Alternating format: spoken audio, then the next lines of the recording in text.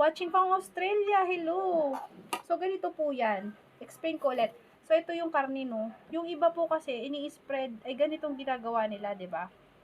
Pag ganyan. So, time consuming po yung pag ganun, tapos madudumihan pa yung kamay mo. Sa akin po, pag nilagay mo na yung karne, gaganon ko siya. Spread ko siya ng ganyan. Para po mas makalat siya at hindi po siya, tapos gaganyan ko na siya, tapos balutin mo na, hindi po siya mahihilaw yung loob. Okay. Saan ko nabili ba yung yellow wrapper? Yes, binili ko yung yellow wrapper sa palengke. Ang mga wrapper po namin dito sa Isabela ay yellow at white. So, yung sa nakikita nyo po ngayon ay yellow. I-choice nyo po kung anong gusto nyong pangbalot na bibilin. Pwedeng yellow, pwedeng... So, yan.